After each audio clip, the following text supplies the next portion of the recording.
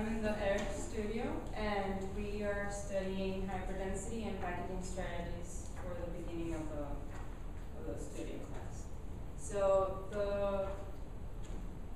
the main topic of how can I say this?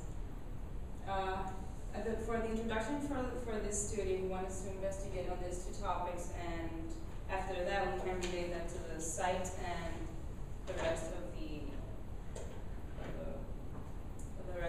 ideas inside the studio. So the first example I have here is an urban hyperdensity. I made a comparison between world urban population and the world urban population in process of development countries. As you can see, obviously, there's two-thirds of formal areas in the world urban populations and one-third of marginal neighborhoods. And in the process of development countries, we have a 21% in formal areas and a 78% in marginal neighborhoods. So the sites I picked to make the example of the urban hyperdensity was in the Dominican Republic, as you can see there in the Caribbean, and where you can see the contrast between formal areas and marginal neighborhoods. As you can see in the back, they're in process of development, and they're quite, you can see the limits between those two and the contrast. Here are more examples of how capitalism and informal areas as well, and how they manage to get inside the terrains without any type of regulations or respect to the environment.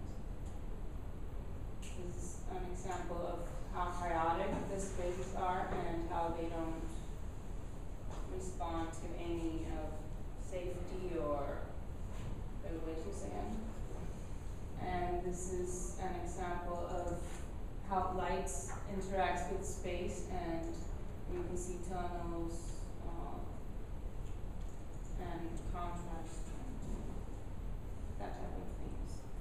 And most important, how they built themselves, so their houses. So this is how chaotic development works in this type of example. And there's this organic hyperdensity example in which I picked the loop from because of its composition and its growth. It's a type of what do you call this? It's a vegetable, and it's a plant, as you can see, and it grows from up to down. And this is how it's kind of fabric, you could say. Or it grows and all that. These are some uses for it, and how you can see how it interacts with the light and how its behavior works.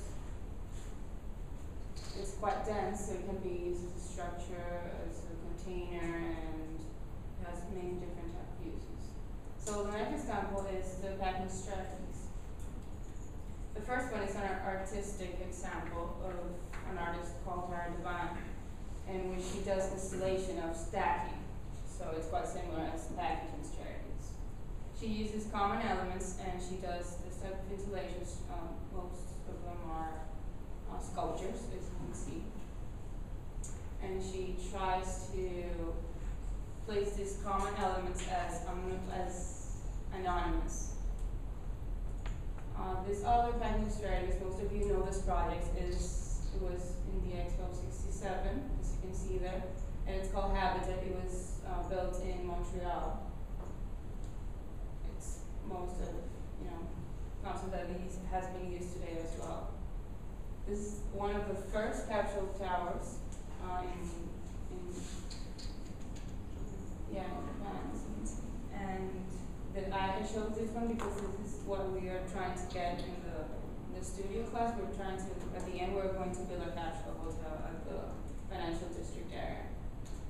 There's another packaging strategies, and as you can see, the structure for this building is quite similar as a kid's game.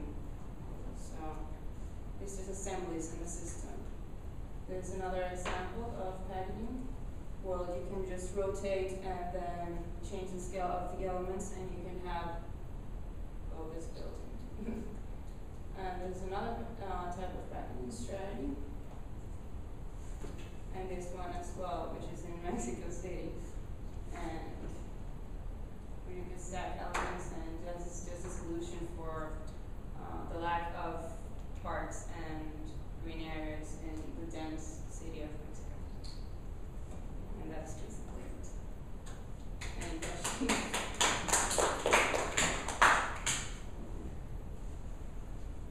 Any questions? Comments? Who's the architect of the last project? This one? I'm not sure because Jorge Hernandez de la Garza. Yeah. Okay, thanks. I think. Well, yeah, I just found this in it was a computer program, so they were just explaining how they modeled that building. So your presentation was very, very different than Tom's. Yeah. Like, Yeah. so what different reaction did you get?